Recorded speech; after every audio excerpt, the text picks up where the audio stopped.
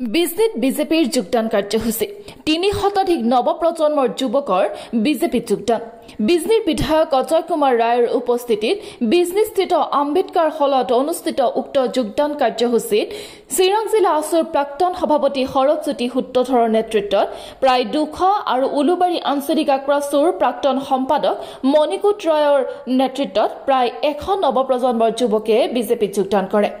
যুৱ সমাজৰ যোগদানে জিলা বিজেপিৰ লগতে আগন্তুক পাৰিষদীয় নিৰ্বাচন আৰু বিধানসভা নিৰ্বাচনত বিজেপি লাভৱান হ'ব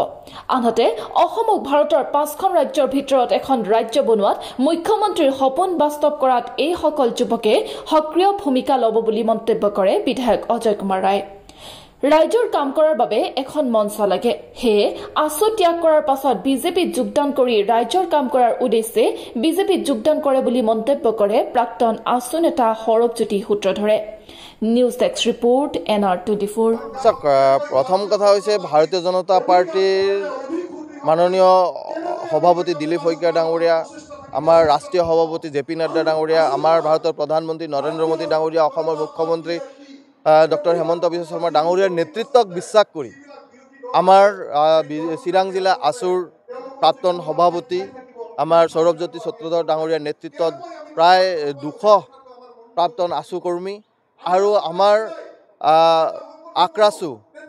মণিকুটাৰ উলুবাৰী আঞ্চলিকৰ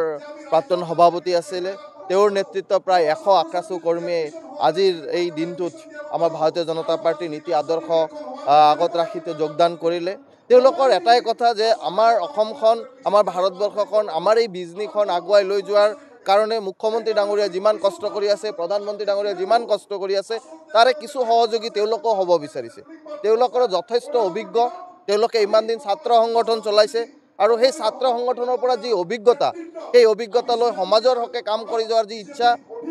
ৰাজ্যৰ হকে কাম কৰি যোৱাৰ ইচ্ছা ৰাষ্ট্ৰৰ হকে যি কাম কৰি যোৱাৰ যি ইচ্ছা সেই ইচ্ছা আগত ৰাখি তেওঁলোকে ভাৰতীয় জনতা পাৰ্টিক একেলগে লগ হৈ এটা পৰিয়ালৰ সদস্য হিচাপে তেওঁলোকে কাম কৰি যোৱাৰ কাৰণে আজি শপত লৈছে তেওঁলোকৰ যোগদানে আমাৰ ভাৰতীয় জনতা পাৰ্টি চিৰাং জিলাই অতিকৈ শক্তিশালী হ'ব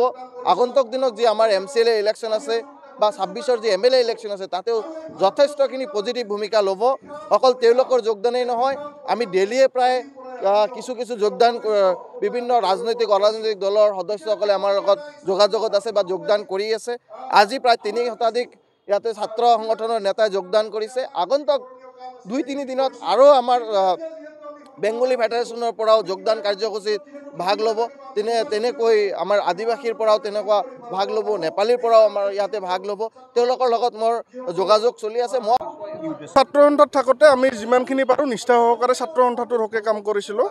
আৰু যিহেতু মই ছাত্ৰ সন্থা ত্যাগ কৰিছোঁ এতিয়া ছাত্ৰ সন্থাৰ যিবিলাক আচলতে কাৰ্যসূচী সেই ছাত্ৰ সন্থাৰ কাৰ্যসূচীবিলাকৰ লগত মোৰ কোনো ধৰণৰ এতিয়াৰ পৰা জড়িত যিহেতু মই থাকিব নোৱাৰিম যিহেতু মই পদত্যাগ কৰিছোঁ সেইকাৰণে ভাবিছোঁ ৰাইজৰ কাৰণে কাম কৰাৰ কাৰণে কিবা এখন মঞ্চ লাগে সেইকাৰণে আচলতে ভাৰতীয় জনতা পাৰ্টি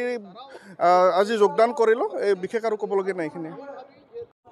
চাওক ইতিমধ্যে আপোনালোকে আজি দেখিব পাইছে যে আমাৰ ভাৰতীয় জনতা পাৰ্টিৰ চিৰাং জিলাৰ উদ্যোগত আজি প্ৰায় ৩০০ৰ ওপৰত আমাৰ যি নৱপ্ৰজন্ম যুৱ সমাজ আমাৰ ভাৰতীয় জনতা পাৰ্টিৰ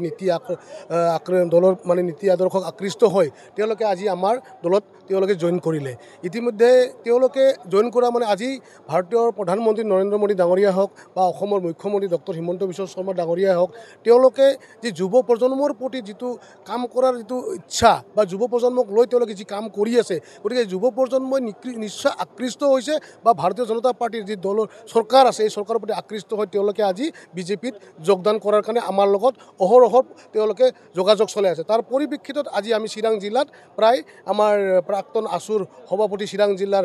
আমাৰ সৌৰভজ্যোতি সূত্ৰধৰ ডাঙৰীয়া আৰু আমাৰ আক্ৰাসুৰ এজন সাধাৰণ সম্পাদক উলুবাৰী আঞ্চলিকৰ মণিকুট ৰায়ৰ নেতৃত্বত প্ৰায় ৩০০-৩৫০ আমাৰ যুৱ সমাজ আজি আমাৰ ভাৰতীয় জনতা পাৰ্টিত জইন কৰিলে